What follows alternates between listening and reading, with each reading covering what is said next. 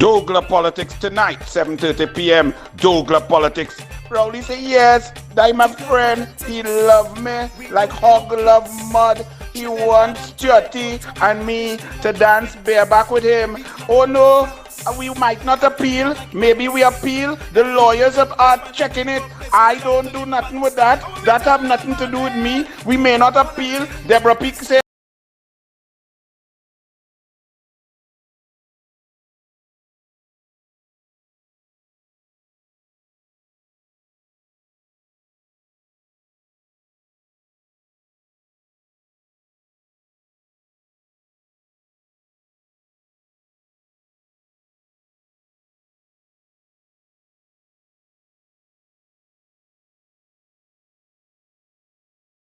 Appeal, riding and running.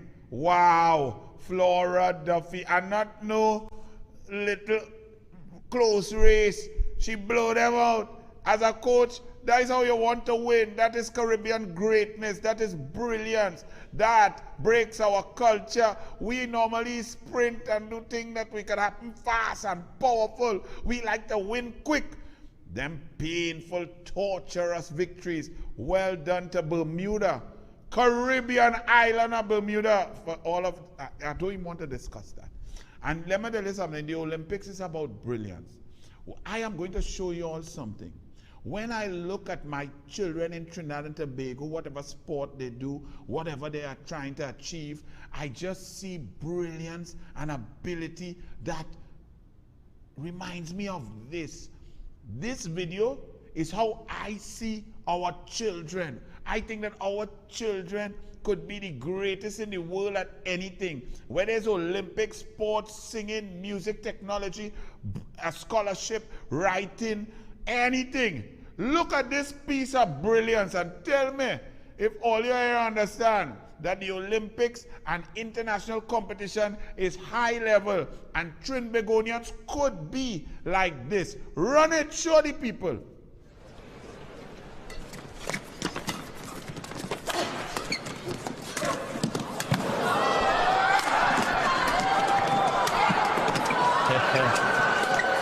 Good defensive work.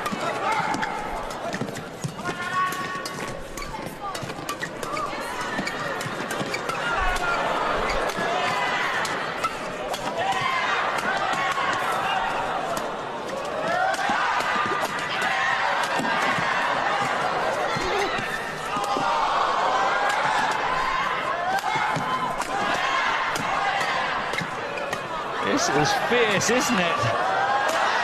Good placement.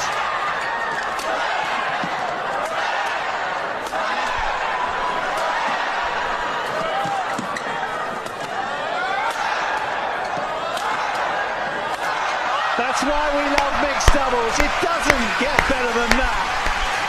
Midway through the point, I thought Teratanacha had gone to a yoga class or something. That's what we're talking about. That's the level. When you see them children, you're putting them in gymnastics and swimming, in football, in hockey, in badminton, in archery, in whatever sport. That is the level we want to see. That's the level the coaches need to be able to instill daily. That they come easy. My goodness, that was beautiful. Well, that's the end of the beauty, you know, this douglAR politics. So we have to go from beauty to ugly. Stuarty boy, look the man who want to make you your wife and thing. Let me ask you this, Stuarty boy, since, you know, y'all are talking a lot, how come Stuarty boy, the NGC, make a loss, yet they spending all this money on advertisement, Stuarty boy? A lot of money. That's amazing that a company that makes a $4.1 billion loss could be discussing and printing that we're forging a global brand. A global brand of what? And then Rowley says, the next one, Rowley, Stuarty boy, the man can't choose between all you. We come in there to see if all you appeal or if you appeal. But listen to Keith Rowley. After his government spent $250 million and flush it down the toilet with the toilet paper after being utilized. Them may use a bidet, you know. Them use toilet paper, Franco, man, and throw away $250 million. Here the arrogant clown Keith Christopher Rowley, the man who went to Houston with Stuarty boy. I mean, know if there was bareback and if there was whining with that next one with the thing wrapped around his head. Me, you know what they're doing. I don't get involved in their private life. But they went there and they negotiate gas price, and Point Lisa shut down, moved down from 72% capacity down to 17%. 11 companies shut down and gone through, tax revenue down. We are industries that were competitive and profitable now making zero. Net foreign direct investment minus 439 million US. And here, Rowley, don't jeopardize LNG talks. The Prime Minister has cautioned against anything being done to jeopardize ongoing talks between the government and other stakeholders on the resumption of operations of Atlantic Train 1. Rowley, you didn't hear BP and all the other stakeholders? There are no gas for that. It's not going anywhere. It could only be mothballed. What discussions are you talking about? You are such a dishonest human being. You feel people don't read? The other shareholders made clear, cogent business decisions. There is none, nothing, zero, zorts. So who you talking to? Them? Them don't tell you that they're going nowhere. So what are you talking about? You think you could go Houston and make some other kind of deal? He said, therefore, the contracts involved here are huge in terms of value for money, but the confidentiality of these negotiations are important assets. Everything for you is confidentiality. You dotish? Shh. Olio, don't tell the people are stupid, you know. Keep it confidential. Judy Raymond? Shh. Yes. Keep it confidential. Stuarty boy, what we do with that man, keep it confidential. You are the Prime Minister of Trinidad and Tobago, and every time you negotiating for people assets, the people money, the people treasury, you ball about confidentiality. The other shareholders, not or not, they always said that thing ain't going nowhere. You feel we don't read? Next point. I was hearing, and I want all you to put up the video, you know, not the video of this man who's so close and loving with Rowley and Stuarty now, because now Stuarty has more control over where this man is. Stuarty is now the Minister of Energy, so he must be love him like two hog in mud, not just one hog again, like the hog love mud. Run, bareback man, run Stuarty boy, run it. The first start, this is for Dr. Keith Rowley, and the youthful and impeccable Stuarty, we call it. I'm celebrating the PNM celebration now. So I just give my love it. Stuarty man, I love you, boy. You could be wife? Yes, I'm Rowley, you doing? I'm talking to Rowley. Yeah. Boy, I love what they like. Hog boy. And the next come out to celebrate the signing of the PNM candidates and of PNM people. What do you come by like this? What do you want? What's key? What can I say? Oh, it's been here out of the line. Oh, God. But now, who do you want to say? Celebrating. Ready to be in. Ready to be in. Of course it's appropriate. I mean, if you have a friend and you hear that, you know, something like that happened to me, you wouldn't ask him, you know, what's this about? I mean, I couldn't wait to call him to find out what all this is about. I mean, and he said he doesn't know, right? Because he's not aware of it, right? So, I mean, if I have a friend and I'm accused in that way and the friend doesn't reach out to me to find out what's going on, I will kind of look at you kind of funny. Kind of funny? Both all you're real funny. But you know what is not funny? that we the people were so stupid to vote for a clown like you. A bareback whining in a TV room, Stuarty boy clown like you, Keith Christopher Rowley. You abject, total failure. You disgusting human being. And then we hearing now $5.5 million for A&V. And somebody was asking me, who is the bareback man whining there? That Rowley friend. That is the A&V man.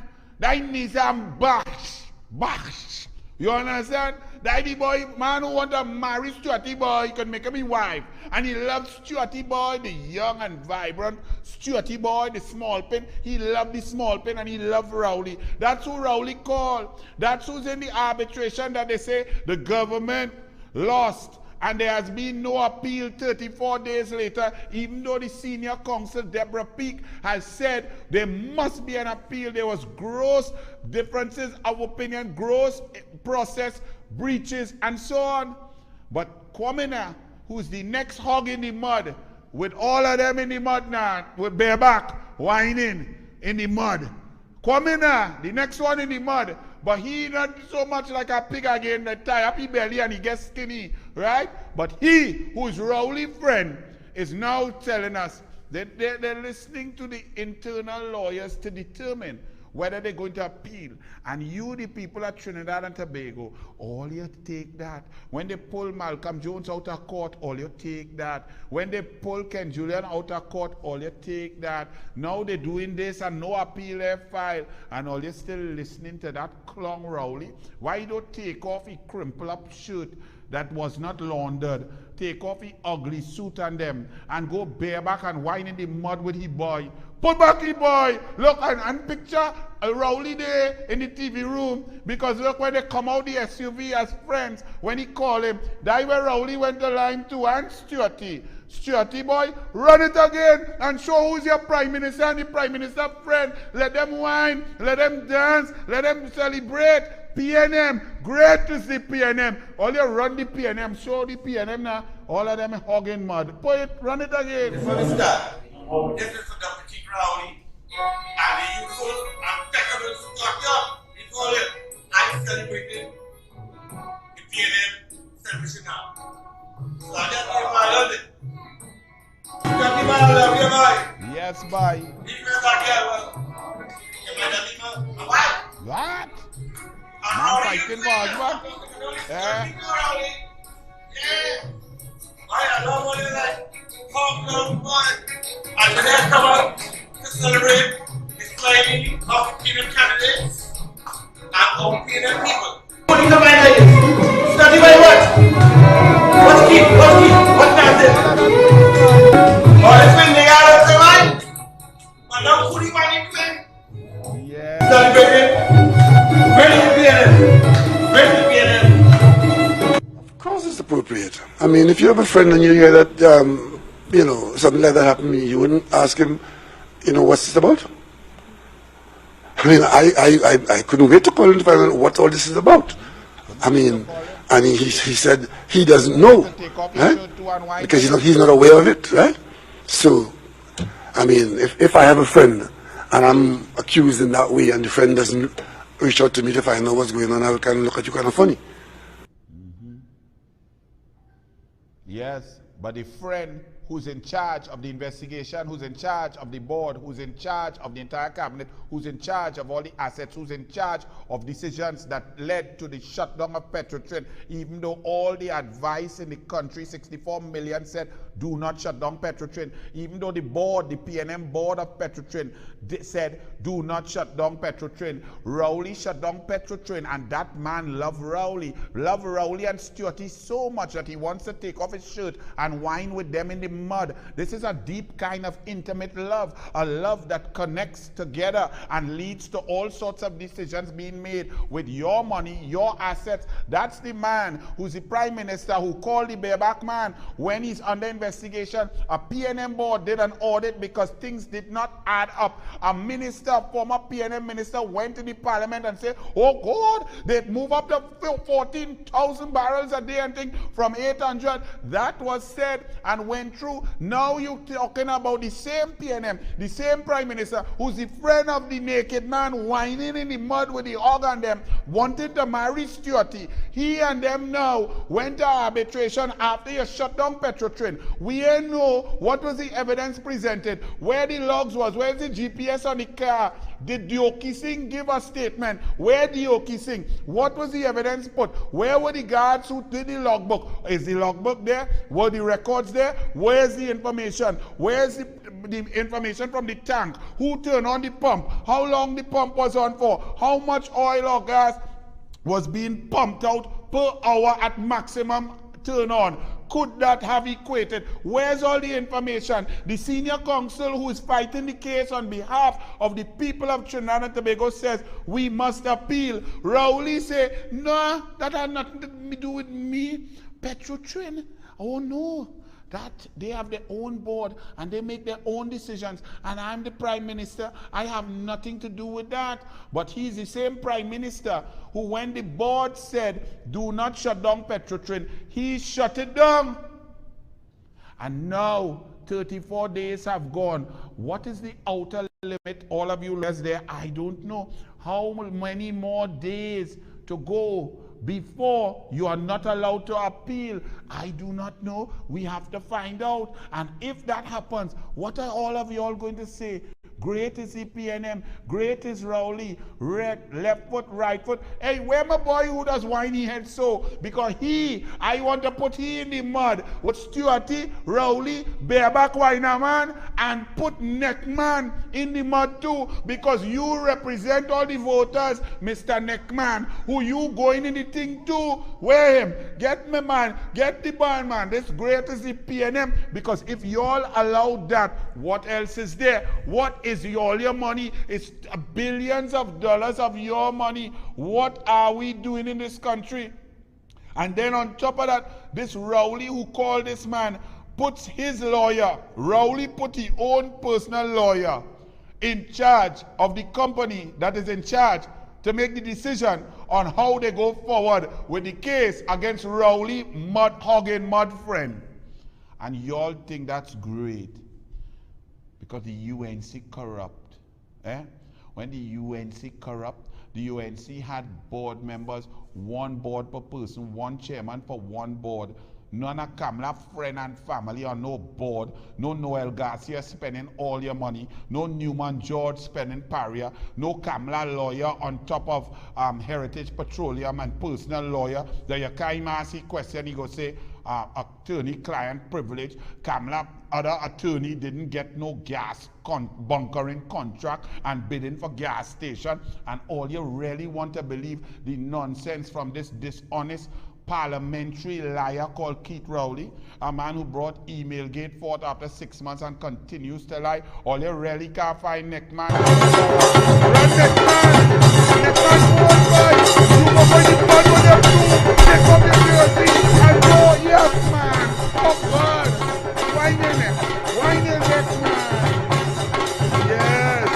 You go and dance, and if you're good, pulling up the next player back one after too quickly. Not the whole thing. Let them join together, and in between the sandwich, put Stuarty and Rowley and let them all do it. And all you tell Roger to walk with a whole case of Vaseline from Super Farm, and all you go in the mud with the Vaseline, because Trinidad and Tobago, you cannot be serious. All you cannot be serious. All you vote for this and all you're taking it. Look at all you take. Oh God, yes. I don't even know if you can play both of them.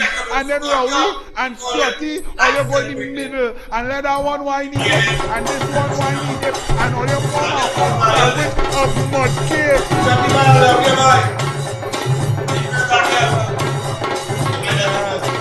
Vote PNM. Vote PNM. This is PNM. PNM brilliant. Amazing PNM. Bring election. The big one election. Vote PNM.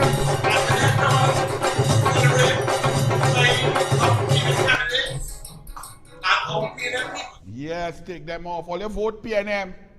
Vote PNM. This is the worst version of PNM in the history of Trinidad and Tobago. If y'all talk Eric Williams, O'Halloran and Privat was bad, if all you thought that George Chambers was done, if all you thought Patrick Manning with Ken Julian and Calder Hart with Uttara Rao was bad with Rowley and Andre Montai in 2002 to 2010 was bad, this version is the worst, most rotten PNM version in the history of Trinidad and Tobago. In your face. So, Kwamena, are you appealing or are you not appealing? Did the ball pitch in line, moving toward middle stump? Was there any bat in the play? Are you appealing for leg before, or are you going to review the decision? Well, you go ahead and vote PNM. Talking about PNM, Minister Bundles, man, Ministry of what education? Experts say school psychologists more critical than ever post-COVID. Yet this is the government that came in September 2015 and cut school psychologists, social workers, and all those who were there, career guidance counselors for those children most in need. They cut the budget of that down to 10% of what it was under Kamla Prasad Bisesa and Tim Gopi Singh. But now they're talking about the critical nature of psychologists. This Minister Bundles, here Minister Bundles, Dr. Nyan Gatsby Dolly said, as the Ministry of Education continues the conversation surrounding inclusive education, more work must be done to ensure that all stakeholders understand the importance of evaluation. An increase in testing, assessment means an increase in the knowledge of the population. What have you done to increase the knowledge of the population in anything? An increase in testing, you cannot even find 46,690 children to test them, to see where they have reached. They've missed out on over 16, 17 months of education that can never be recouped. They are gone. There's a lost generation, and you now talking about you will consider increasing the number of psychologists. You have none. They didn't even have any for child psychologists. In the Senate, we had to debate that you had to bring in a foreigner. So what are you talking about? The PNM has cut everything down to school feeding. A hungry child is more adverse and more open to all the deleterious effects on negativity, low self-esteem, and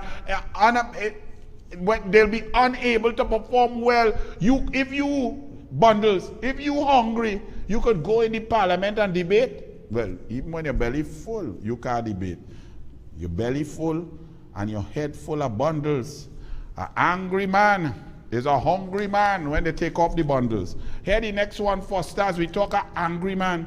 The newspapers trying to build up Foster. All of a sudden they're trying to foster a relationship of confidence with Foster. What's going on with Foster? Did they? Didn't they? Did it really? What it really? What's DSS? Where they going? Did it do? Did they pass? Did they come? Or was it warranted? We don't know. Things just gone quiet. In Trinidad and Tobago, when PNM under investigation and things they just go, wait. And Alexander looking for goat. I don't know what's going on in this country now. Here the agriculture. Agriculture, the way to help young people grow. Former market vendor turned politician Foster Cummins. Well, market vendor in Barbados go like to deal with you, Foster Cummins, and ask you about the DSS, ask you about what went on in Laucata Talparo, ask you about them thing, ask you about Foster Cummins hopes that at the end of his political career, whenever that is, to have contributed to the eradication of poverty in Trinidad and Tobago. Number one, the end of your political career is nigh. Foster, they could try to hide it as much as they want, but Foster, you can't hide it forever. So very shortly, by December, Foster, your career might be over, Foster, so whenever that is. So I don't think you can eradicate poverty between now and December. Furthermore, you are part and parcel of a government that has increased poverty, Foster. The poverty rate in September 2015 stood at 16.7%. By 2020, February, before the pandemic, it stood at 23.8%, Foster. During the pandemic, many people have moved into poverty because of the policies of your government, Foster.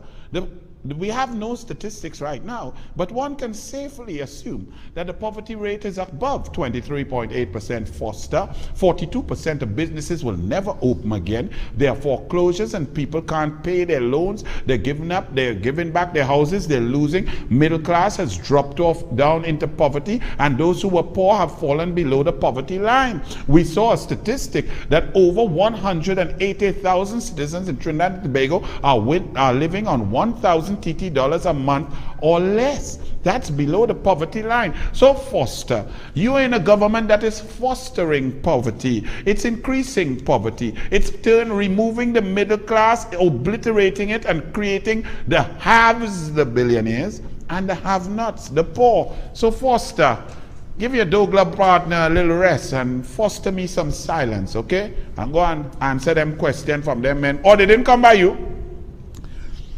The Daily Express says, wasting money with impunity. Now this is very interesting.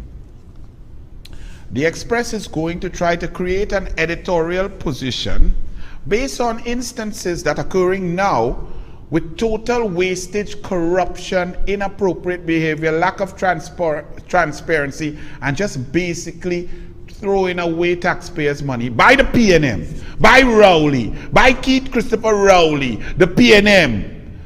That's the position that has occurred. But the Express can't just tell you all that truth right now. They have to obfuscate. Why? Because their mission is to uphold, to try to do as much as they could with the truth, but make sure that their main goal is that Rowley remains electable, the PNM remains in power, because their shareholders make money that way. So they have to try to attempt to get credibility so that people will still buy the newspaper, pay attention to their media, and that they have a job and they could make profit. But the ultimate goal is to keep Rowley, who is in the list of men in this country at the bottom. If you were to line up however many men we have in this country, if you minus 400,000 children out of a million, if it have 465,372 men, Rowley is the last. Rowley is the worst. He don't mind his children, he's clean, he outside children outside, he does treat inside children different, he does lie for breakfast, lunch and dinner, he's incompetent, he's a misogynist, he does harass younger minister, wife, and all the kind of thing Rowley does do. So Rowley is what we would call, in layman terms, a scum bucket. Okay? But the Express has to attempt to leave him as some sort of legitimate leader so that we could vote on race and he could get half the votes. Okay? Half of the population. Not half. 1/3, because the bigger portion don't vote. So the Express says, wasting money with impunity. Nothing better describes the woeful state of governance in this country than the unending waste of public funds. Okay? Clearly, this is to deal with some issues that are going on now. Let's see what the issues are. The Express printed that the CL financial empire and the government paying lawyers has a bill of some 30 million or billion. There was a 30 billion gap and so on, and it's ill-fated, and there's a lot of legal work and investigation and so on. Let us be clear, Express, because Express says that the waste of public funds from one government to another, which tries to show the PNM is wasting money, but the UNC also did. So leave it there, it cancel off. So vote race. All African vote Rowley, all Indian vote so. And leave it just so Rowley and the PNM stay in power. That's the equation being proffered by the mass media. Here's a problem. The entire CL financial debacle came out because of the hateful and vindictive politics of the PNM. The PNM did not allow Lawrence Dupree and the private sector to handle their situation. They concocted this position that Dupree and them were not able so to do, and they created a situation where they wanted to get their hands on the assets of CL Financial, while their Minister of Finance, who was purporting to negotiate on behalf of the people of Trinidad and Tobago, while not disclosing the fact that she had 10,000 shares of CL Financial shares and was protecting her wealth, while she ran in a duster and her slippers to take out she and she mother money, and she was negotiating in a room with CL Financial officials and the central bank governor, poor fella. But the PNM got involved, signed the taxpayers down to a memorandum of understanding that created this debacle. The People's Partnership was handling it and was ready to hand back and take the proposition from the CL Financial shareholders to return the company to them when they fulfill their debt obligation. That was the principled position of the People's Partnership government, to get out as soon as possible and make sure we get back the people and their money, the taxpayers' money. The PNM came in on Emailgate and lies, and now they're going on to move this, sell this. Coleman Butt is determining who gets what portfolio, and their financiers are licking at the chops as they destroy CL Financial, and they continue to lose taxpayers' money and pay legal fees that the Express is talking about. But the Express fails to just put blame where blame is due on the People's National Movement and the PNM. They then continue. The Express talks about the helicopter. The Sunday Express report calculated legal fees arising from the subsequent investigation at about $611.3 million on a comparatively minuscule scale, but no less wasteful is the state's ill-fated lease of the Sikorsky 76D helicopter, which has cost taxpayers roughly $4 million in legal fees and other still undisclosed fees associated with settlement costs, which could be significant. This again is the wastage of the PNM, of Rowley. The People's Partnership had at least signed a contract for a helicopter to keep our people safe. Rowley decided that he don't want to waste money on keeping you safe, just like Rowley decided he didn't want to waste money on buying diesel for Coast Guard vessels to keep you safe. Just like Keith Rowley said he didn't want to waste money on the air guard and new radar systems on the airplanes to keep you safe. Just like Keith Christopher Rowley did not want to waste money on getting parts and maintenance for the Daemon vessels and the hostile vessels that existed in order to patrol our shores, our coastline and our borders to keep you safe. Rowley did not want to pay for helicopters and fuel to keep you safe. That is a Rowley decision. So Rowley ignored a legal contract and has led the taxpayers to foot the bill not only for legal costs to fight to defend the indefensible position that Rowley put the country in, but we don't know what was the pain and full sacrifice and all that we had to suffer and pay because of Rowley's incompetence. But here the Express is trying to say, well, it's UNC and it's PNM. No, Express.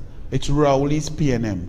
Then they didn't even mention the $250 million that Rowley's PNM threw down the toilet with the Atlantic LNG. But hear what they did now. So now, when it's clear, when you're presented with cogent evidence to show that Rowley's government is the most incompetent and costly government to the taxpayers of this country, and we get no value for money, when that is becoming clear, the Express does the unimaginable. They go back in history to bring up allegations of corruption and so on in order to show or to present or to present a concept or an idea in the mind share of the people that the PNM and the UNC are the same corrupt. You see, when they do that, when they cannot produce an argument that Rowley is good, Rowley is smart, Rowley's government is making sense, Rowley's government is #1 in the world, when they can't do that, they go to the default position, which is PNM bad, UNC bad, vote race. So let's see, how would they express, how could they come now? You have 3 examples of PNM wastage right in your face within 10 days. How are they going to drag UNC into this? The culture of state waste with impunity includes, and they go back in history, but they throw in the airport, which was built under UNC, the Piaco Airport, and they also throw in, one more, the wastewater plant. The wastewater plant that was being built, and Rowley, who did not disclose in the parliament when I debated him and responded to him and asked him and gave him a chance to disclose if he ever had an interest in any wastewater plant at the Beetham, Rowley stood up under parliamentary privilege and lied and said he never had any interest in any wastewater plant, whether at the Beetham or elsewhere. And I read from the Hansard back in 2000 when Ganga Singh was the Minister of Public Utilities and the member for Dago Martin West was Keith Rowley, and he stated on his Hansard that he had occasion to go and meet Ganga Singh, the Minister of Public Utilities then, because in his capacity as a geologist, he was representing a group of businessmen who wanted to build a wastewater plant in the Beetham. You see, the media didn't report on that. You all go back and check. Don't take Anil word for it. Go and check the debate on the wastewater plant. They say now that that was wasted money. But the fact is, it was going ahead. It's the PNM who lied and came into power in Emailgate and then shut down the wastewater plant and money gone. So that's another PNM waste. That's not UNC. The UNC was building it to get the benefits, to increase the water supply. End of story. But they didn't put it like that. They didn't talk about the airport. Okay. They say that the airport was budgeted at whatever and it went up to 1.6 billion. But there is an airport. We've been using it for the last 20 years. It built, it's there, planes landing, we go in and out. But that's the UNC corruption. Okay. But look what they compared that to. So the UNC airport corruption, so they say, but everybody using the airport. Project Pride was a PNM thing to divert a river. 400 million spent. The river and divert and nothing build up. But that 400 million just poof, disappear. They also went to talk about the unaccountability runs deep. One might start with the Cora Dam racket of the 1940s, follow the stream that runs into the gas station racket of the 1960s. The gas station racket of the 1960s is the PNM. The DC-9 and Caroni racing track scandals of the 1970s and 80s, the Express does not state it. That's the PNM. The airport scandal of the 1990s that they say, right? The racing track, over $340 million back then, which is about $1.5 billion now, and no racing track. A horse he meet a blade of grass.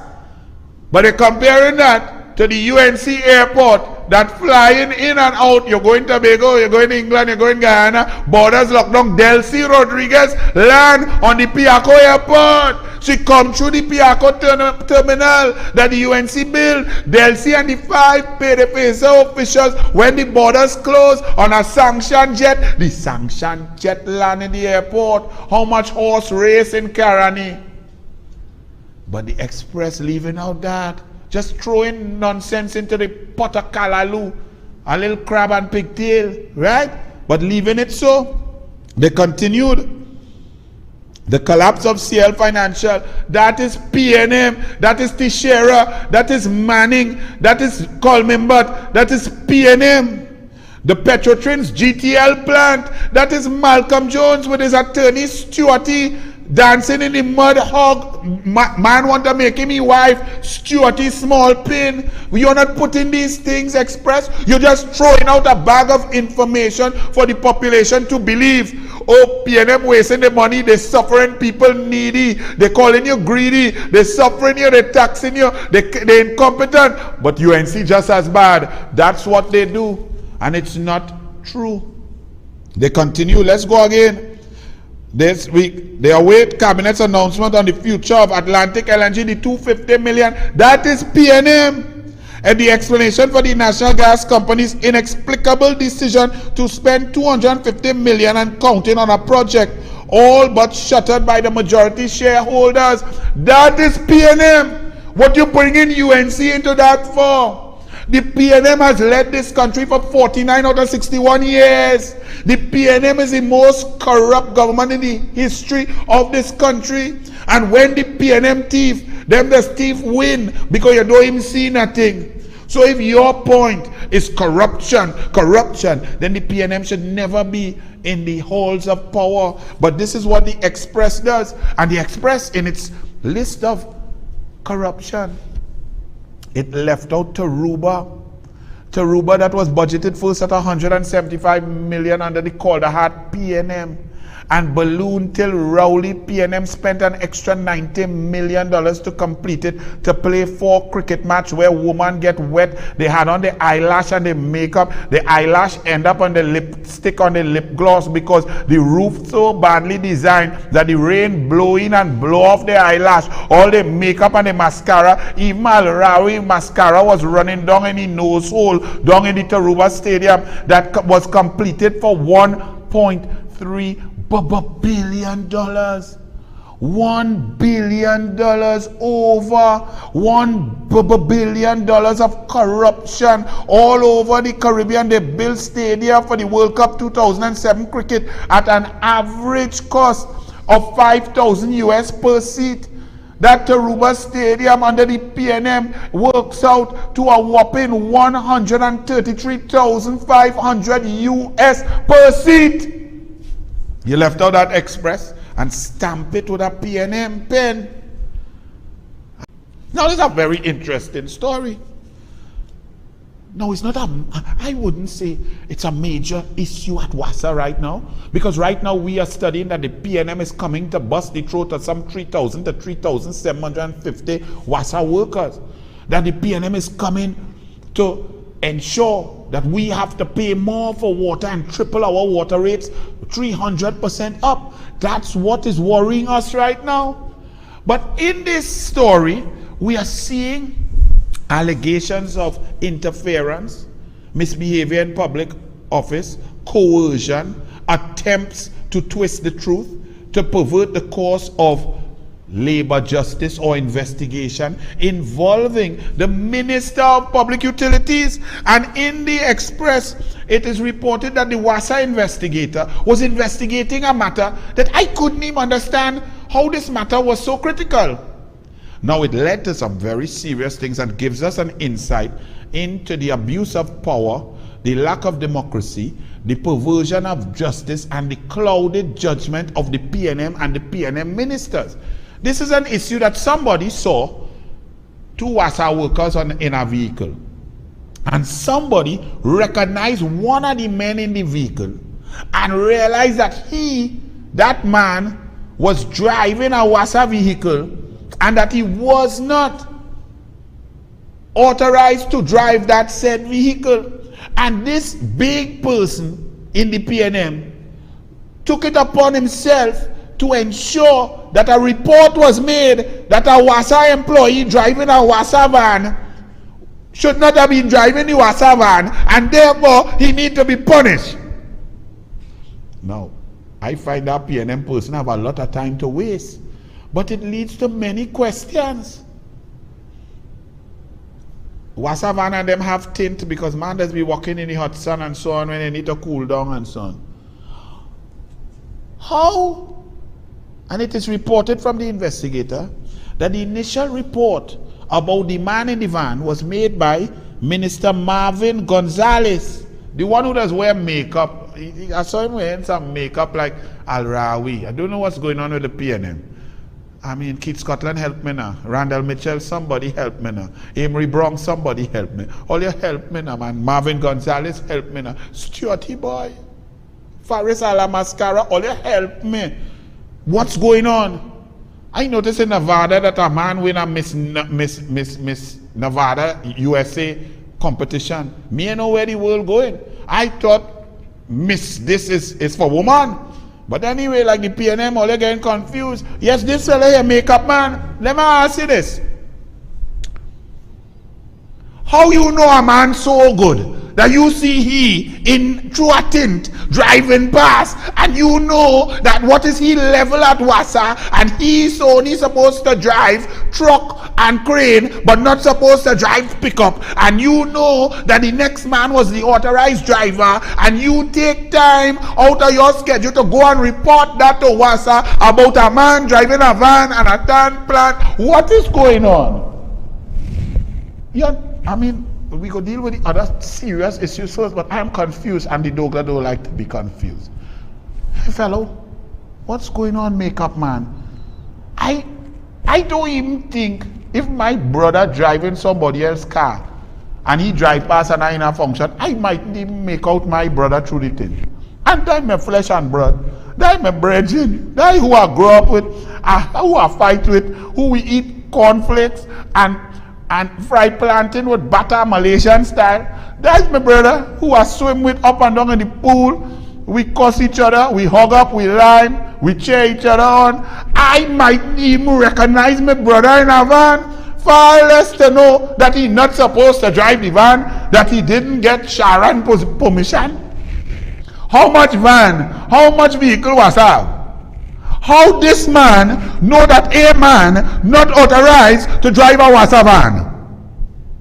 It's a lot of intimate knowledge. And then on top of that, is that really such a sin? Suppose his partner had cramp in his foot. Suppose he had an ingrown toenail. Suppose he stumped his toe when they was trying to drill to fix a leak and they jackhammer his foot and he couldn't drive. And the other Wassa employee was driving. That is really such a critical issue that you makeup man had to go and put a report on a man and make sure and send senior managers to make sure the man get punished. That's something sketchy. I wonder if it had grammar zone by Wassa. You going and drink grammar zone? What it is?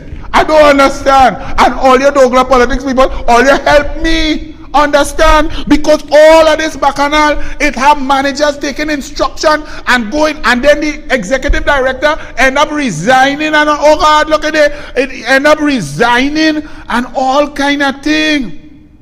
This is not about 4 billion gallons of water pullback. This is not about 4 billion gallons of water being wasted per month. This is not about the inability of households to get water. This is not about people losing jobs, 3,500 jobs. This is not about WhatsApp not being able to pay its bill. This is not about water rates going up. This is not about the RIC. This is not about, my goodness, it's a man in a van. Oh Lord, that's so important. You is the minister of man. Who you is? I don't understand. Somebody help me.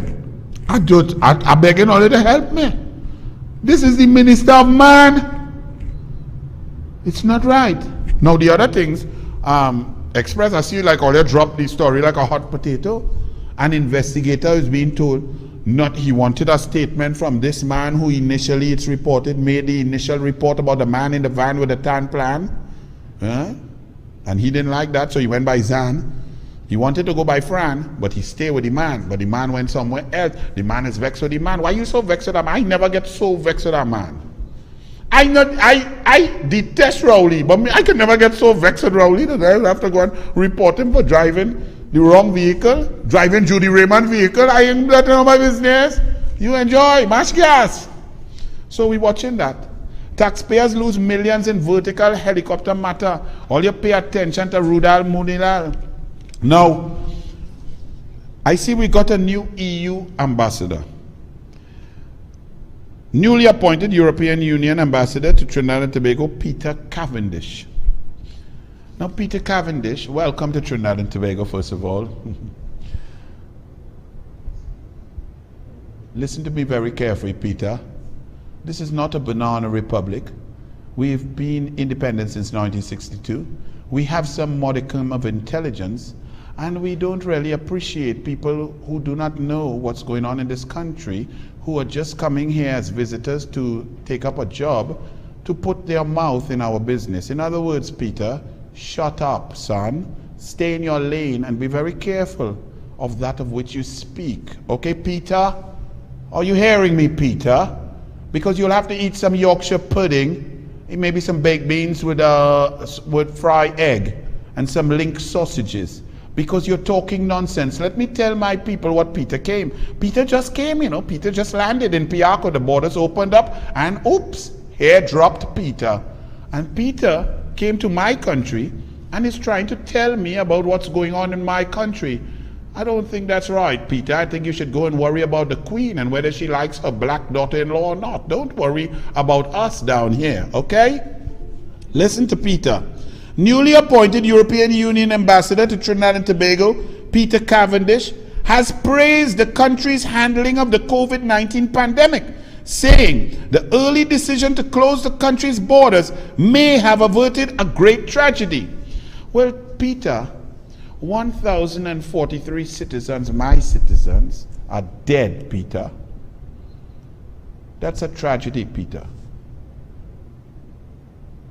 That's a tragedy for us here in Trinidad and Tobago.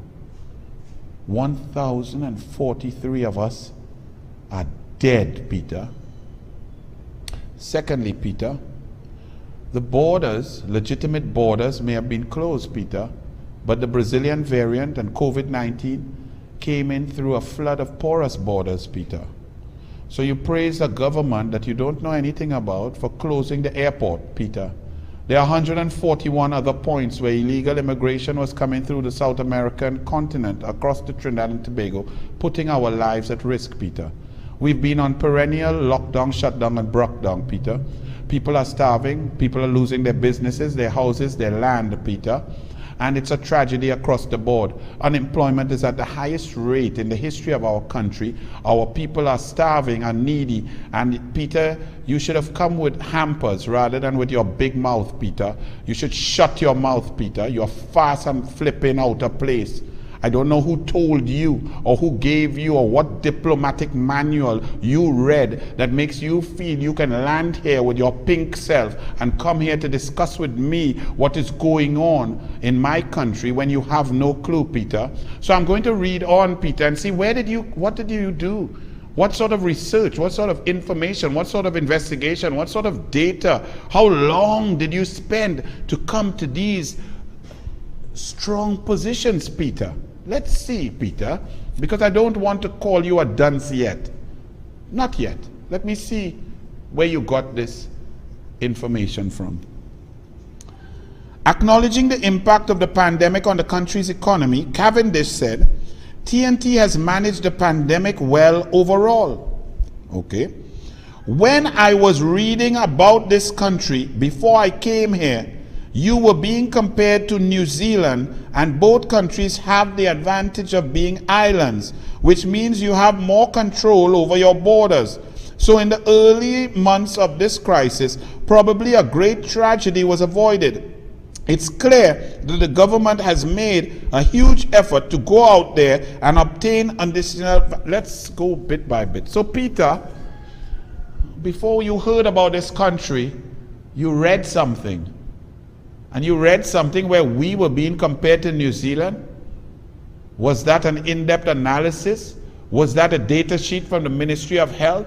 Did you go to the morgue in Trinidad and Tobago? Did you conduct autopsies on the 1,043 dead people? Did you see the spike in our rate after we went to Tobago? Did you know that the Brazilian variant was here, and from May 11th, 90% of cases and all of those deaths, over 752 deaths, were due to the Brazilian variant that came here through illegal immigration? Peter Cavendish, are you serious? You read an article? Congratulations, Peter. It must have been difficult for you to read an article. You read an entire article and then came here to Trinidad and Tobago to open your big mouth, Peter. Oh my goodness, your mama and papa must be so proud of you, Peter. I suggest, Peter, you shut up. Okay, Peter? If you don't want to do the work, shut your mouth. We're not a banana republic, Peter. We don't look up to you because you're pink and we think that everything you say we go, oh, Peter, oh. No, Peter. Wait, Peter, wait. Look, Cecil Rhodes by the gate. Down here is Trinidad and Tobago, Peter. Very bright people, Nobel laureates, world champions, Olympic gold medalists, brilliant people, businesses, Answer McCall, and financial, brilliant people down here, Peter. You can apologize if you want, Peter. I know it's very difficult for someone who's of your age. You grew up in a time where you may not have a douglAR like me who's so forthright and uppity to tell you to shut up. I know you may not have experienced that, but we kind of independent down here. We've been kind of intelligent. We study and we can speak English very well. So you will find that we are quite uppity, especially when it comes to our patriotism and what's going on in our country. And you should stay out of our politics, our decision making, and don't just read one article and tell us that you're an expert on Trinidad and Tobago. Okay, Peter? You also said, Peter, it's clear that the government has made huge effort to go out there and obtain additional vaccines. As a non-expert, I think they did very, very well. Let's analyze your statement, Peter. Let's say, maybe, knock on wood, you get a lump on your neck or something.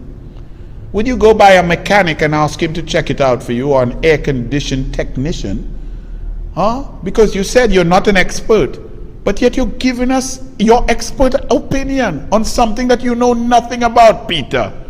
If you're not an expert, Peter, the next word should be, shh. I'm not an expert. Hi, it's nice to be here. I love the climate. I came in on a taxi and the driver was very friendly. I think you've got a lot of beautiful women. They're all mixed up, all kinds of different types. I've never seen such beauty. That's what you talk about, Peter. Okay?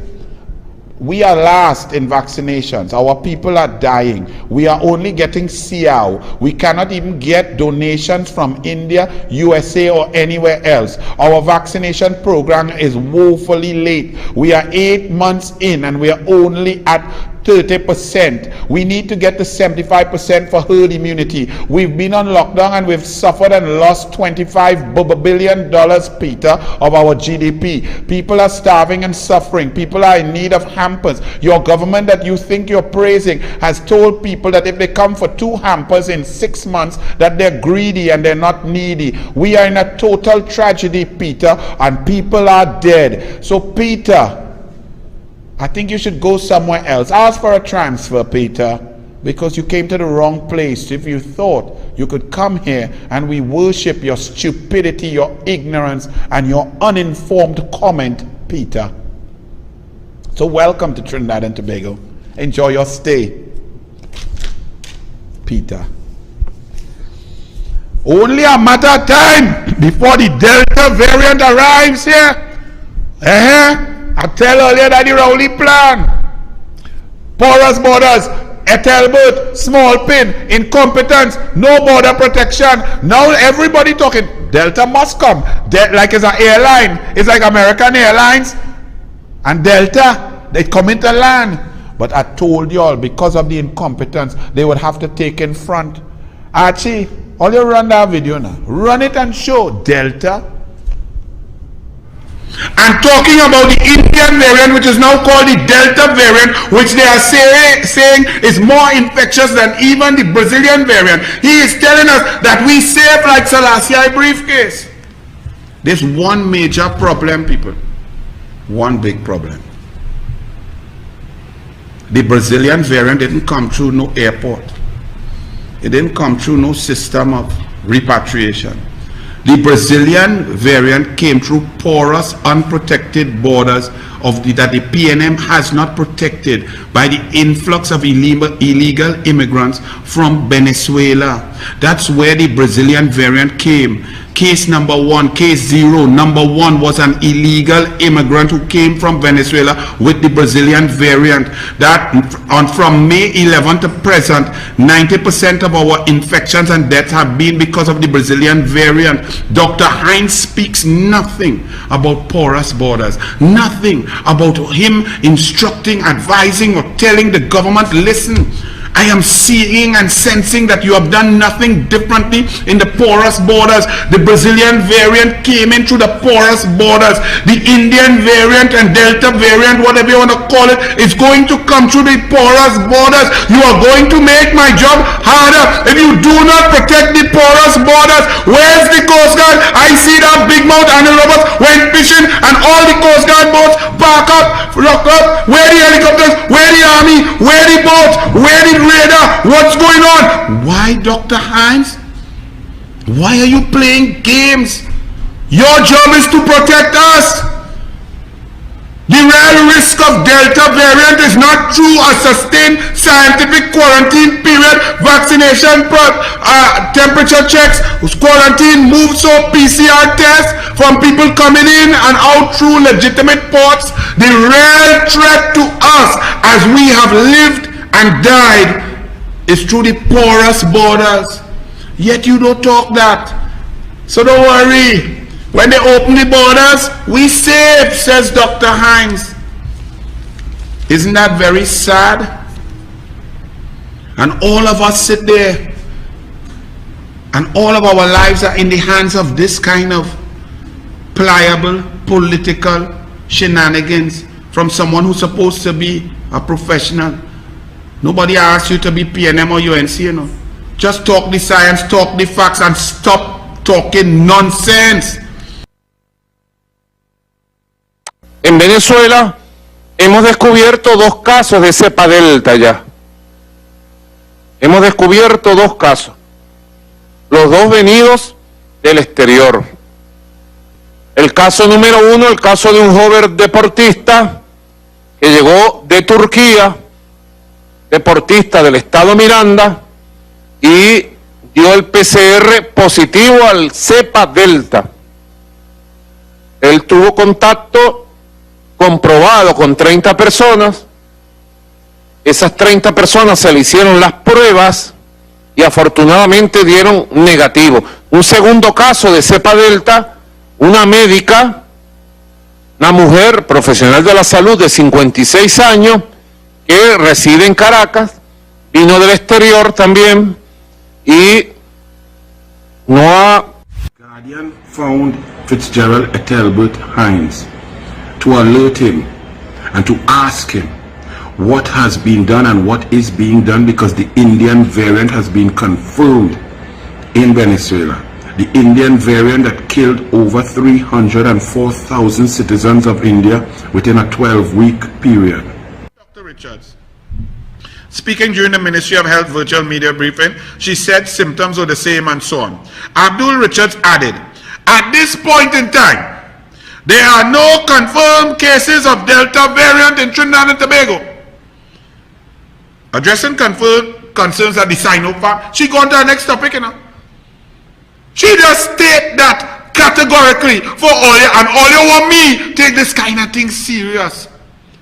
Something so critical, something so serious, not an iota of scientific testing evidence, just a statement from she, and I said, but then I go now and I look, PAHO director, Delta variant in the Caribbean. PAHO PAHO also reported detections of the Delta variant in Mexico, French Guiana, Argentina, Brazil, Chile, and Peru. The Delta variant is 1.2 times more transmissible than others. It's in 95 countries. So this lady, PAHO, telling we about where Delta is all over the place, but testing, sampling, and so on. This one telling me it's not done. The exact date in July, we expect is Monday 17th. The Saturday 17th of July, that's when we expect to go back to scheduled services, open our borders to those categories of people. So this is a major development at a time when we also are keeping our eyes on this whole question of the Delta virus, which is beginning to appear in the United States, has not been identified in our country just yet, is very popular, 85% in the UK, appears to be very popular in Africa, and we still have the P1 virus out of South America into the Caribbean from there. You see how they start a lie from in front?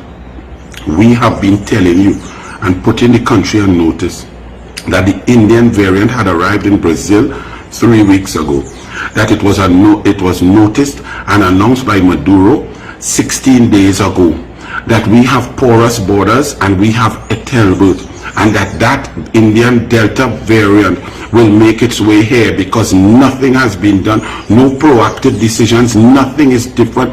The Coast Guard is the same, the border, the radar is the same, that dead people on a boat could float past. No army camps have been set up in the Southwest Peninsula, no vehicles with floodlighting to patrol during the night, no extra police roadblocks down there, nothing to stop illegal immigrants. The only thing that may have stopped it right now is that messages from here to Venezuela say, don't come here, it had to work, everybody suffering, everybody hungry. So same thing, at least over there all they're talking Spanish, but they come to start to say that the Delta variant will arrive through the repatriation of citizens. Really? No variant has hit community spread through the repatriation process that is designed and dictated by PAHO, WHO, or Ministry of Health, all health agencies globally, that when you come in with your testing, especially if you're vaccinated and double dose vaccinated, you come in your quarantine, you stay there, you spend time, you test, and you test 2, 3, 4 times, and then you are released into the population. No spread has come from that, not one spread. All of our variants and our spread and the things that are killing us come through the porous borders, but them start to create a narrative already that they're going and open the borders and Delta will come and we go dead. They're telling you from in front, we are incompetent and you will dead. And that's the government we have. No. In one of them thing I had on the same shirt, don't call me no one shot. But I went back and Vishnu went back to show you what the UNC was saying, because don't try to say we're the same. I told you in advance of what Rowley and his incompetent, dishonest, lying bunch was trying to do. They were instructed that they had to open the airport because it was non-competitive, it was uncompetitive, it was monopolistic to have Caribbean Airlines being the only one flying in and out while other airlines could not utilize and make money here. But they had to, because you can't tell me the science, you locked down the borders and so on, and we had 0 cases last year, March 22nd to September, to August, September. We had 54 days within that period, 0 cases, 0 community spread, but borders locked down and closed down to even citizens. But now with Brazilian variant, with deaths, 700 deaths in 2 months, you're opening borders. Delta variant was noticed, as I said there, I showed you all, it was tested and found in Brazil, it was tested and found in Venezuela, and it would have been here, it probably is here, but they was trying to say and sell you a narrative from since then, from 7 weeks ago. Hey, well, the Delta everywhere, when we open the borders, well, the Delta might come, and then all of these doctors who are coming there with the PNM salaries. These Abdul Richards, who on 4 PNM board. The next one, Dr. Hines, who refused to answer whether he got a scholarship from Joe Newell Williams. From Dr. Parasram, who started off as a sweet boy and end up in the mud with bareback with that man and Rowley and Stuarty. All of them and the next man go be in the mud partying and drinking rum and soda. While they whining on each other bareback. Parasram in that too, because he is talking one bag of nonsense. But look, another doctor talking about the variant, UE professor molecular genetics and virology Christine Carrington says TNT has not yet recorded an incidence of the Delta variant. Okay, I'm very interested. We haven't recorded. Please tell me in the last, because that period there, in the last 6 weeks, please tell the douglAR, we had 3,000 positive tests for COVID-19, and we screened those 3,000 tests for the Delta variant, and we found not one. I say, all right, information, science, statistics are cool. I said, okay, we still going good. Let we lock down them borders because we opening back the economy. Immigrants, illegal immigrants gonna start to come back, and we don't want them coming back here with no Delta. But let me read now. I want to hear the science. During the Health Ministry's virtual press conference on Saturday, she said not all COVID-19 samples were tested for the variants. Okay, so not all. So I already am disappointed, because I would say you have tests, you have COVID-19 positive, test all. That way we have full information. But no, all right, let me see. PNM can't be held to that high standard of performance. We know they're incompetent, so let's see. They continue that unless we screen every single person in Trinidad, you're not going to detect the first case of the Delta variant. I thought that's a bit of a ridiculous, stupid statement. What do you mean test? You don't have to screen every single person in Trinidad and Tobago, 1.39 million Trinis and the other 200,000 Venezuelans for that. What you have to do is screen every positive test. So if you have 120 positive tests in a day, screen the 120 positive tests. If you have 85 positive tests right now, today, screen all 85 positive tests. You don't have to screen 1.5 million people. There is a bit of a lag time between detection and when a virus arrives in the country. Yeah, that might be normal for a normal country who's testing properly and telling us honestly the science and so on, and we don't have political shenanigans in a COVID-19 fight. They will have a lag time. But here, it's not a lag time, it's a late time, because that Delta variant could have been here a long time, because our people are dying. The mortality rate in our ICU is off the chains. We are the worst in the world. Once you reach ICU and coffin is the same thing in Trinidad and Tobago. And then just a matter of time, says CMO Parasram, it's only a matter of time before Trinidad and Tobago gets its first case of the Delta variant, as it's more transmissible than the P1 Brazilian variant. More transmissible, since that Brazilian variant came in here on illegal immigrants, when Dr. Hines, Parasram and Convan Girl was trying to tell me, no, it ain't no Venezuela, we are no Venezuelan hospital. And Dr. Hines said, we ain't test no Venezuelans, they are not responsible for COVID-19. Remember all of that? Then they had to come and say, yes, boy. The Brazilian variant reached the first person tested. It was an illegal immigrant. They had to admit that 5 weeks later. And in this COVID-19 fight, time is of the essence. But here, Dr. Parasram, the P1 Brazilian variant, according to Chief Medical Officer Dr. Parasram, it's more transmissible. The Delta is more transmissible than the P1 Brazilian variant, which since May 11th has been responsible for 90% of our infections, 90% of our deaths, and that's about 760 dead people. And they say in the Delta worse than that. But don't worry.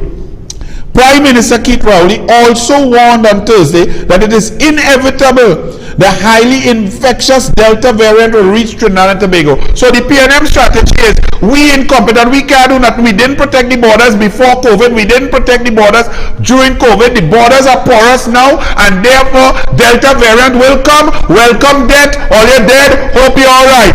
bless, let me go and spend all your money. That's the PNM philosophy and strategy. That's what they're implementing, with the aided and abetted by these doctors who on state board by the PNM. Run Parashram for me, just to double check. Run that Parashram. I hope I don't ever see you. I really hope so.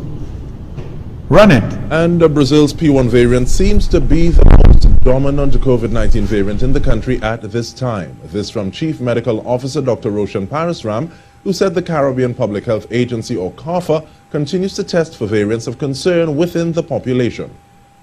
The other variants that have showed up before are the B117, which is the UK variant, and the P1 variant. That's the variants of concern.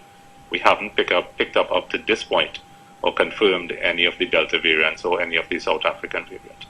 While TNC has crossed the 1,000 death toll, Dr. Parasram said that the country does not have one of the highest COVID death rates in the world. He said it depends on who is infected. For example, people with comorbidities are more susceptible to the virus. Dr. Hines has said that we have seen a large proportion of the people over 60 being infected. 85% of our deaths have occurred in people over the age of 50. Those under 50 that have succumbed to the illness have also been, to the most part, with a few exceptions, had comorbidities of some type. According to the CMO, TNT recorded a one. Yes, well, we're back. And understand this very carefully. Not only are they blaming old people for dying and contracting COVID, and that Dr. Parasram is espousing the same ridiculous view and victim blaming as Convent Gyal Singh. But he continued, and this is from the Express, Saturday Express, 24th July.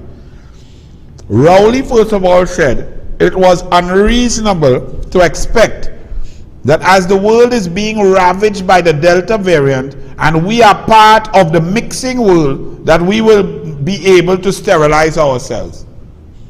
Then why did you shut the borders on March 22nd, 2020?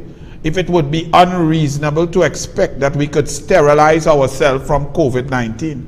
You kept our citizens out and did not allow repatriation. Your exemption process kept 30,000 people out of an election, denied them their opportunity to perform their civic duty.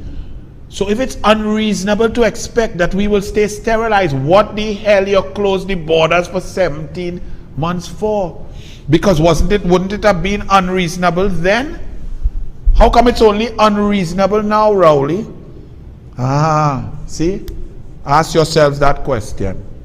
So it means that all the people, the closure of the borders was a complete failure and it was unreasonable. And all the pressure and the oppression of people who were left out, homeless, starving, without jobs, and are now bankrupt was unnecessary based on Rowley. But then Parasram tries to back up Rowley too. The CMO said, well, he doesn't really back him up. He makes us frightened. That one person infected with the Delta variant can infect up to 8 people.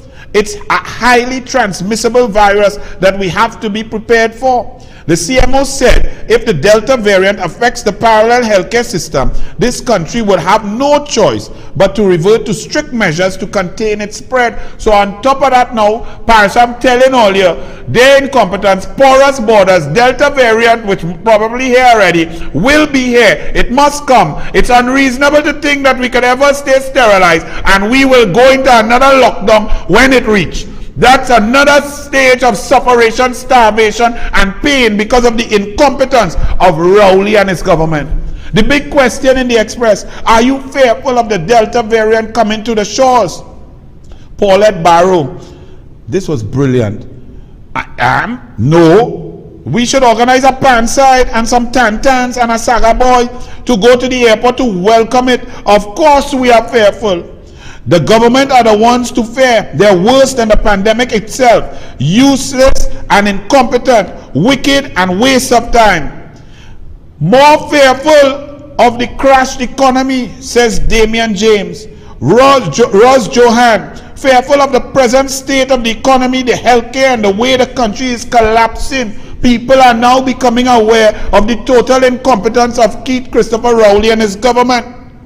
Ansel Senaswi, Our borders were closed and we still got COVID last year. So why be fearful? Everything out there ends up in TNT anyway. So don't be surprised if it's already here. Aaron Manchabali, it's probably here already. That's why the borders open. So they will have something to blame it on. Very sharp, very smart citizens.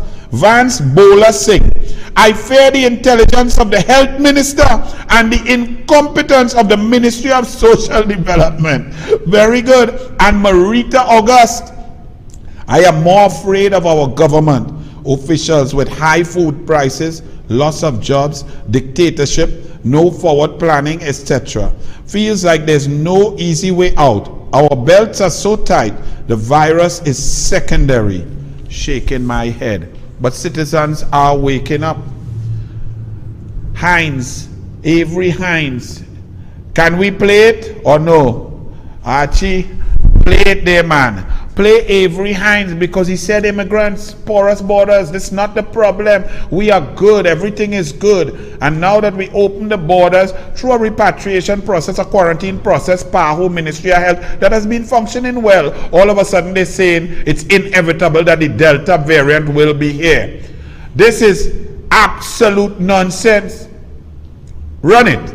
We have data in terms of how many non-nationals have had COVID-19 in we have data in terms of how many non-nationals have had COVID-19 in Trinidad, and whether among the death toll, whether there are non-nationals among that number. Thank you. Okay, this question recurs from time to time, and each time the answer is given, it's the same. The number of individuals that have been diagnosed with COVID-19 was never really disaggregated by nationality for several reasons. One of them being nationality is not one of the things that's collected as a data field when the information on your lab request form is being taken down. Now, it also doesn't really matter for the simple reason that once there's a living, breathing human being on the landmass, then they contribute to both the risk and to the risk reduction by either acquiring the virus or by being vaccinated in the same manner. So it's not one of the fields that was really being calculated or tabulated to disaggregate the data by. There have been very small numbers of individuals who have been identified as non-nationals, but as it was not a field that was being regularly or rigorously collected, it's not something that we can give a statistic on. And no, I do not believe, but I could be wrong, I don't believe that any of the fatalities that we have noted were noted among non-nationals, or maybe they may have been, but again, as we said, we're counting everyone as human being living, breathing on landmass of Trinidad and Tobago. I don't think, I don't feel, I don't know, maybe on human beings, all of us are human. That is a scientist. That is information to the population about our lives, our children, our grandparents. That's a doctor giving us information. Oh no, I feel, I don't know, but we're all on this rock. No, we need to know who came on the rock illegally during a lockdown and who could have brought COVID-19 to spread with the rest of us who on the flipping rock. This is criminal negligence. This is continuing, and it's so disgraceful. It's not funny. When I show you the doctors in Tobago who are just doing their job, that's the job. I don't know where they find this Avery Hines, this clown from. Oh, we don't know what we feel. We now maybe, and science is test, result, information. End of story. This is criminal negligence and requires a commission of inquiry into this whole thing. And let me tell you something, the man who made the case better than I could, Dr. Tim Gopi Singh, listen very carefully, because he's making a case and telling you exactly why these doctors who he taught He may not be proud of his students right now, but he taught them, and he's showing that the PNM and the mismanagement of the COVID-19 response leading to 1,043 dead citizens needs investigation. We need answers. Listen to a real doctor, a UNC doctor. Listen to real leadership. Tim Gopi Singh, come in. As we speak, there are approximately 194 million COVID-19 positive cases worldwide and 4,160,000 deaths. The United States has had about 610,000 deaths, India 419,000, Brazil 548,000, Russia 150,000, France 112, and UK 129. Now, India's population is about 1.4 billion, and our population is 1.4 million. So India's population is 1,000 times Trinidad and Tobago. So by extrapolation, if we have over 1,000 deaths now, 1,000 by 1,000 is 1 million, so our death rate is equivalent to 1 million of deaths in India. But India's death rate is 419,000. So our death rates in Trinidad and Tobago is approximately twice that of India. So when we in Trinidad and Tobago and the rest of the world were concerned about the amount of deaths occurring in India, here it is right in Trinidad and Tobago, we had twice the death rate as that of India.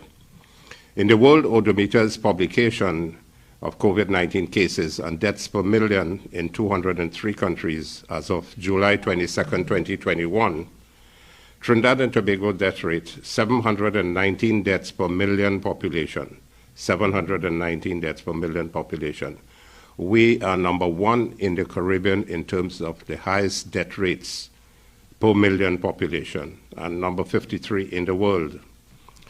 Jamaica, with 2.95 million population, had 394 deaths per million. They are ranked number 71, better than Trinidad and Tobago.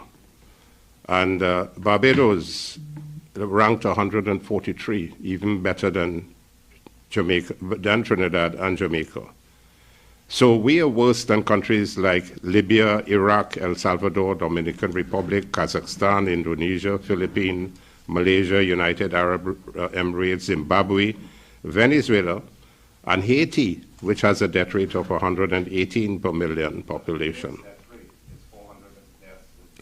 Cuba has a death rate of 182. They have 182 deaths per million. So our death rate is 4 times that of Cuba in terms of where we are. Now let's look at vaccinations. 27% of the world's population have received 1 dose, and 13.6% of the world population fully vaccinated. That's about 1 in 8 of the world population, which is about 7.4 billion globally. 3.83 billion doses have been administered globally, and 30 million doses are administered on a daily basis globally. Where are we in Trinidad and Tobago in terms of the 33 Caribbean countries that are reported about in Johns Hopkins University reports, the World Odometer, and WHO reports? 28 Caribbean countries out of the 33 have vaccinated a larger percentage of their population. 28 out of 33 have vaccinated a larger percentage of their population than Trinidad and Tobago. Trinidad and Tobago is 5th to last in our Caribbean 33 countries at 17% vaccination. St. Kitts Nevis is 49%, Barbados 34%, Guyana 31%, Antigua and Barbuda 36%. And the Ministry of Health, you remember Minister Diyal Singh saying we are first in the world, when they were dealing with the testing and from Oxford University. Well, here we are, unfortunately, by their management, we are 5th to last in the Caribbean countries in terms of vaccination at 17%. How unfortunate, and what we consider total mismanagement. And just yesterday, Minister Dayal Singh, with his nonsense propaganda, talking about we are 17 vaccination. 17 vaccination, he came out yesterday and said, but we have 17% of vaccination for Trinidad and Tobago, and we are fifth to last out of the 33 countries in the Caribbean. But when Minister Dayal Singh doesn't even know what is the national anthem, what do you really expect? Do you really expect him to have a lot of discipline, production, and tolerance? I think we have to have a lot of that to tolerate Minister Dayal Singh, discipline, production, and tolerance. So, as I speak to you on the major issues related to the over 850 COVID-19 deaths in May, June, and July of 2021, nearly 10 deaths per day at an average, and also his hapless statement made by the Minister of Health, and even statements made by the Prime Minister and Chief Medical Officer regularly, and the other 3 doctors. Have we asked at all why has there been a surge in deaths over the last 80 days? And how many of the lives could have been saved? Did the 850 citizens who died, did they all have to die? Could their deaths been prevented? We have been asking for months for information related to that, from the 4 doctors, the Minister of Health, the Prime Minister, and can they account for the deaths of these COVID-19 positive patients who became critically ill and died? No answer has been forthcoming. Where did they die? Did they die at home? How many died in the ambulances while being transported to the hospitals? Did they die in the emergency tents at the San Fernando Hospital, the Eric Williams Medical Science Complex, and General Hospital, Port of Spain? Those answers are not forthcoming. How many died in the intensive care units and the high dependency units of Couva Hospital, Cora Hospital, Arima Hospital, and Augustus Long Hospital? How many died because of serious mismanagement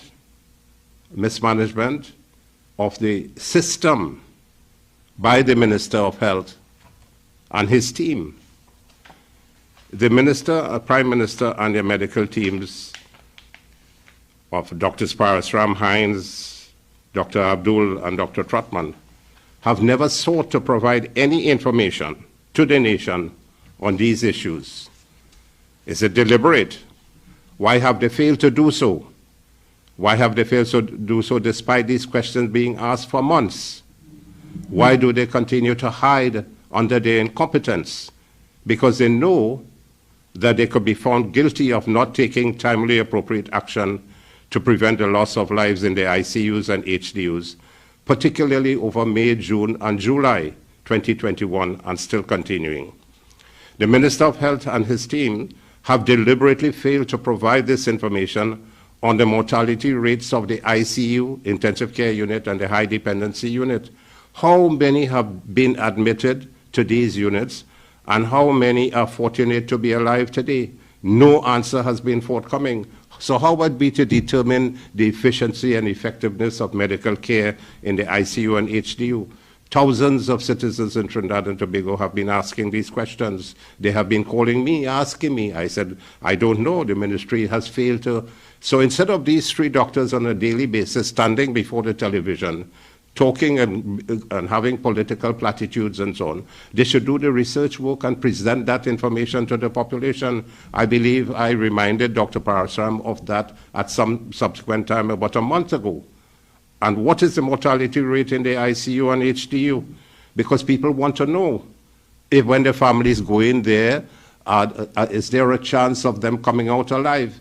From my understanding, that is not 9 out of 10 from what I've been told, or 8 out of 10 pass away, unfortunately, in the ICU units. We have to get the information from the authorities.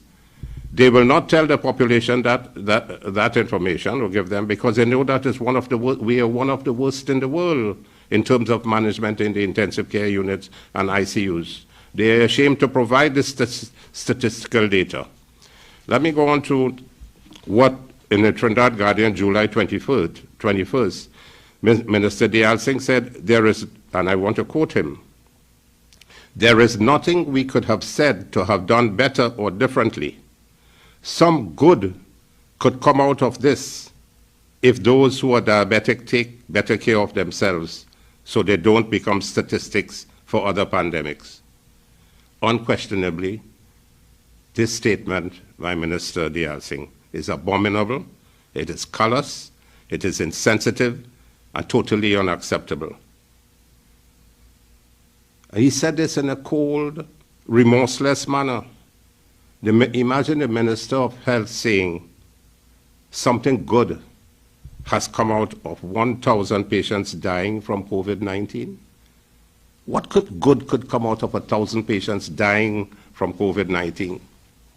This is disgraceful and a heartless statement.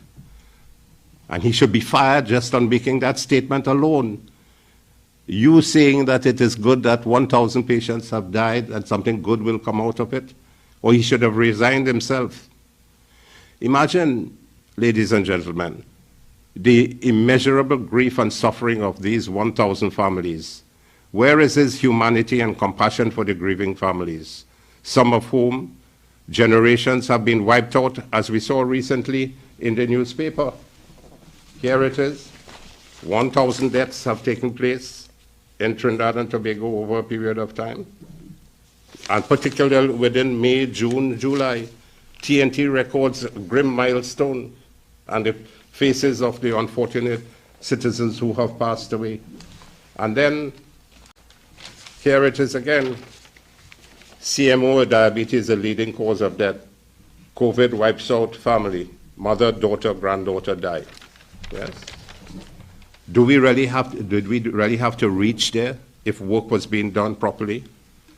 Has this government and the minister addressed the issues in a timely manner? Hundreds of these lives lost could have been saved.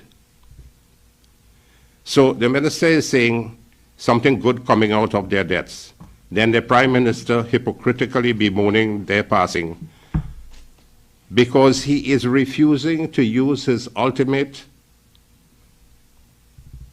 authority to provide, to implement the important inquiry into the deaths of these patients. He has that important responsibility, and he is refusing to do so.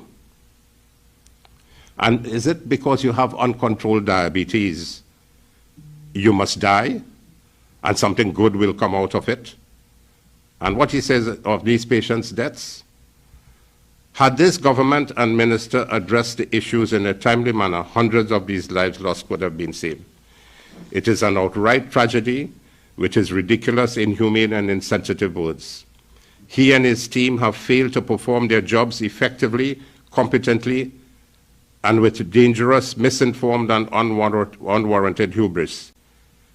That's a dangerous attempt to gaslight the population. And I want to echo the leader of the opposition statements when she said that these doctors who come out on a daily basis and make these statements, they must be removed and replaced because they're not doing what they're supposed to be doing. They are public servants and they must be accountable to the population. The population pays their salaries and they can't come and be platitudinous to the political party and the government in power just because they sit with the Prime Minister and the Prime Minister's team. They have to give objective information. They are professionals, and professionalism must be their watchword. And so therefore, we demand important information from them. They started with under-testing. And the under-testing went along for a number of months, and they did it deliberately to present false information to the general electorate for election purposes in March to August 2020. The Ministry of Health and the government, they were unready to deal with the COVID pandemic in those months from March. And they failed to provide personal protective equipment, test kits, testing in hospitals, as promised by the minister.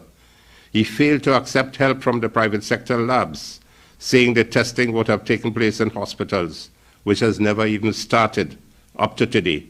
And now over 120,000 tests have been done at private labs, paid for by our citizens.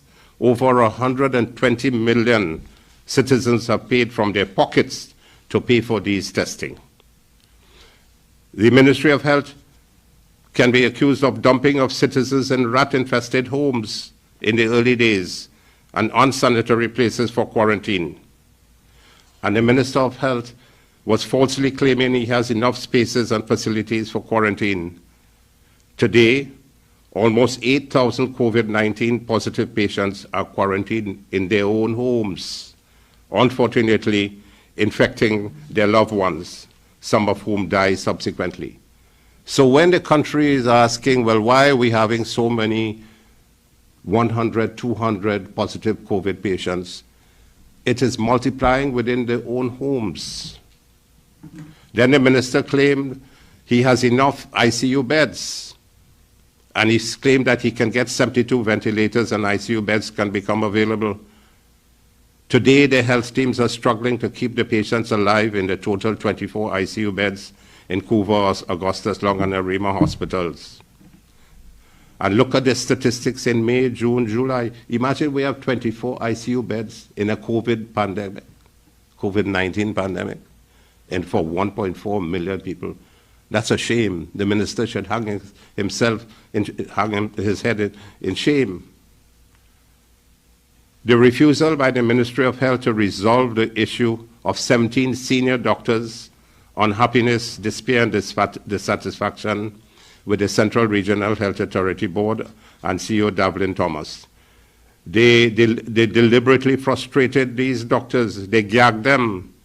They gagged the doctors' complaints, and they were thrown out of the Couva Hospital at the end of April, removing 6 senior, very qualified and experienced intensivists, anesthetists, pulmonologists, nephrologists, replacing them with relatively junior, less experienced doctors to manage the ICU and the high dependency units.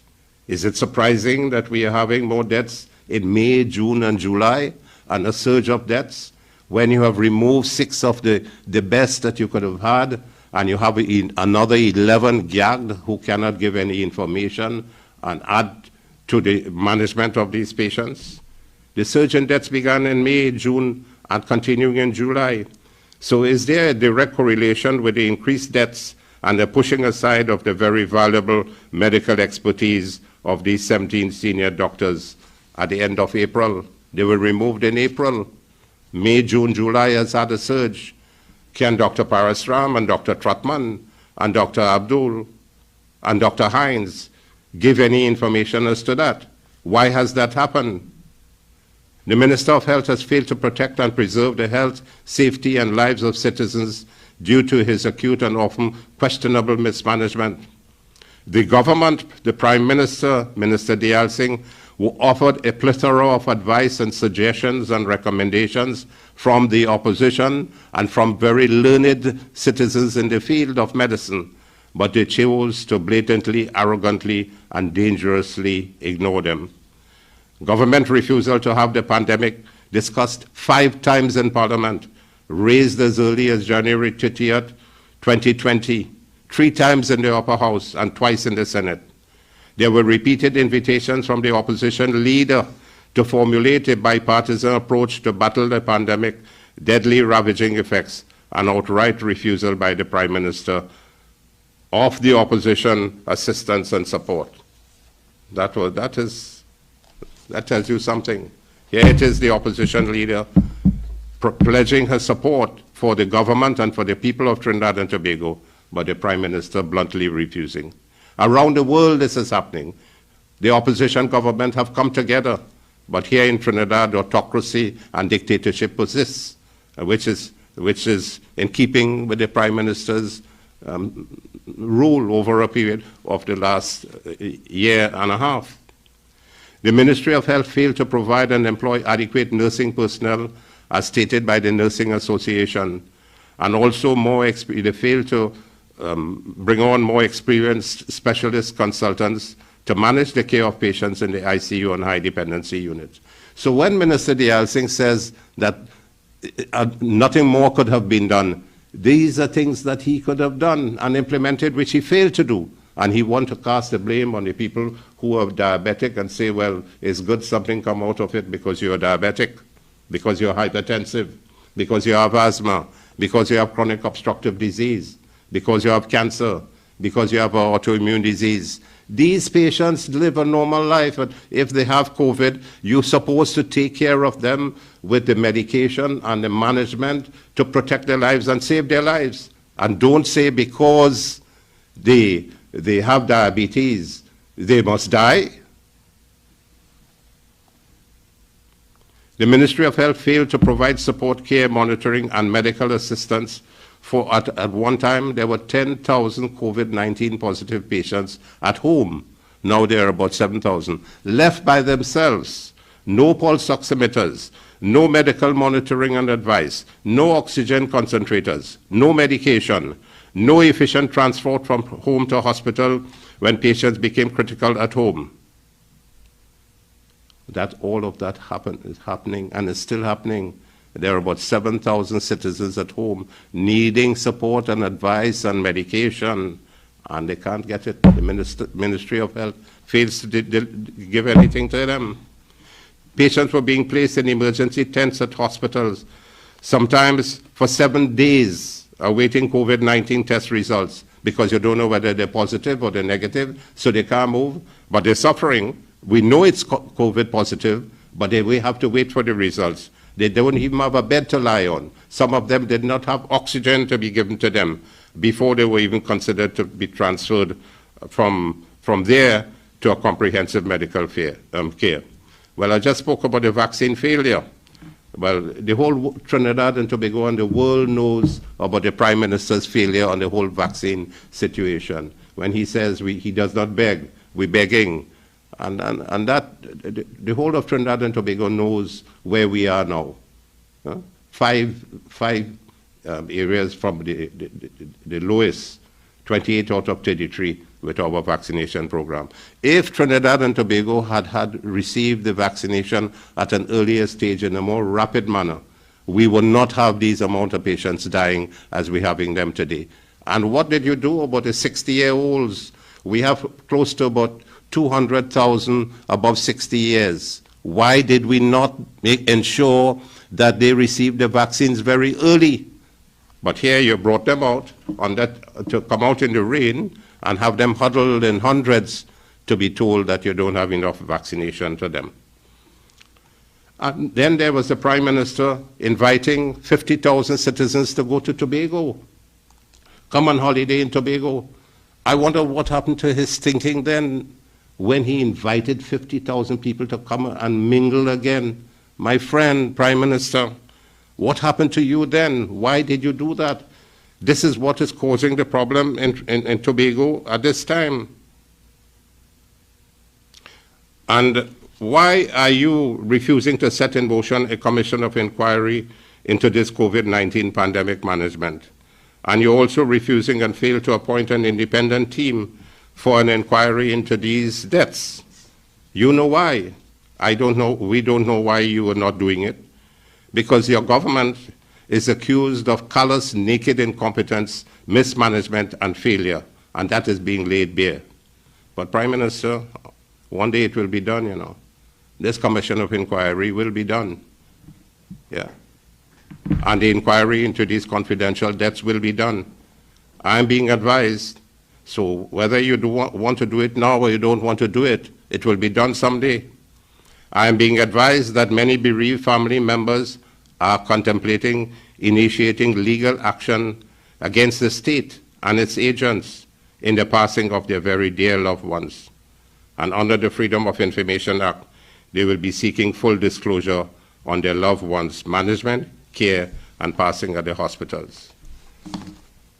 My dear friend, Honorable Prime Minister, I have noticed that suddenly, for the past week, you have started running around saying, I am not a dictator. I'm not a dictator. Every other comment you make, you punctuate it with, I am not a dictator. As Shakespeare would say, Honorable Prime Minister, methinks you doth protest too much. Methinks you doth protest too much. Let me say this. Your blatant refusal to fire Minister Dayal Singh for his ongoing dangerous blundering and incompetence, and your ongoing refusal to accede to the wishes of a traumatized, battered population, to use your authority to commission that inquiry into these very tragic, preventable COVID-19 deaths. Is this proof of you being a dictator? Ask yourself, why are you not doing it? You're being accused of being a dictator, and these are the issues surrounding it. This inquiry must be done now, and now announce the inquiry now. And while I come to the end, I want to give some advice to my 4 medical colleagues who come on television every day, whom I had the privilege and pleasure of teaching 3 of them at various times. COVID-19 hospitalization in England surveillance system, have you heard about it? They collect data on patients with COVID-19 admitted to critical care. Have you heard about 108 English National Health Trust submitted data to this hospital surveillance system? 30-day mortality rates are circulated separately for high dependency units and ICU units by weeks of admission. This research findings assist and guide, 1, advances in clinical management. But I know that all 3 of you have not worked substantially long in hospitals. You went on from being an intern to a house officer, and you went in training in public health. But hospital experience need to be taken into consideration. Get some help, Dr. Trotman, get some support.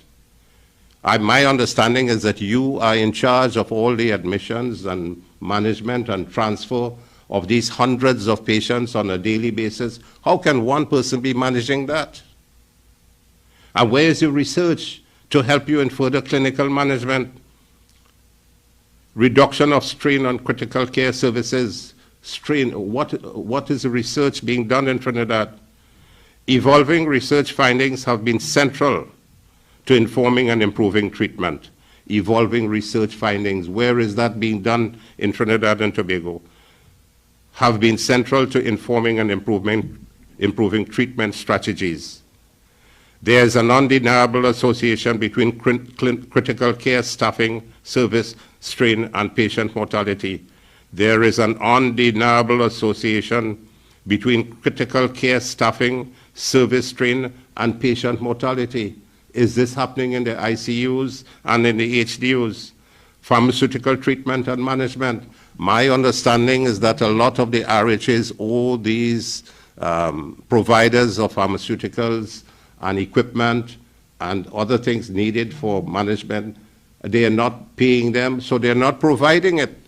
And a lot of pharmaceuticals and reagents necessary for testing are not available in this COVID-19 pandemic time. So what do you expect? Don't you expect the patients to die? What about the D-dimer tests?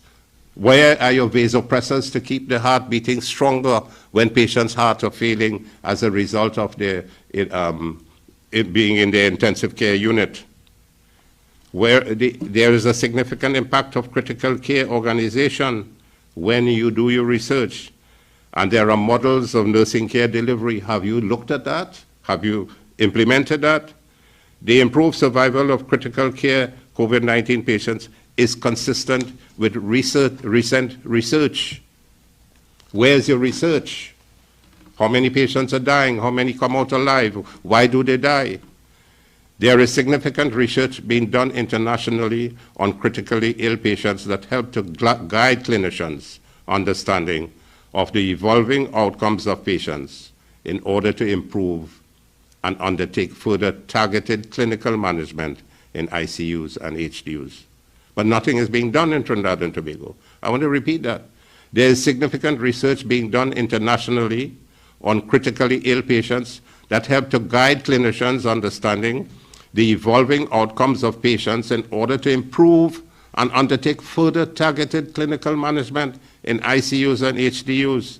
Sadly, painfully, no analyses, doctors, no statistical data available, nothing, Honorable Minister of Health, Honorable Prime Minister, nothing. Where are we? Are we a Z-world, in a Z-world country? We have bright brains. We have some of the best doctors in the world here in Trinidad. Bring them together, ask them for some support. But you are an autocrat and you get up on television every Saturday and tell the country, well, X amount of vaccine coming and they don't come and X and Y. And the doctor's telling you about this graph and that graph and this color graph and how many beds available and how many beds filled. We need important information. An analysis done worldwide on intensive care unit strains and mortality risks are among critically ill.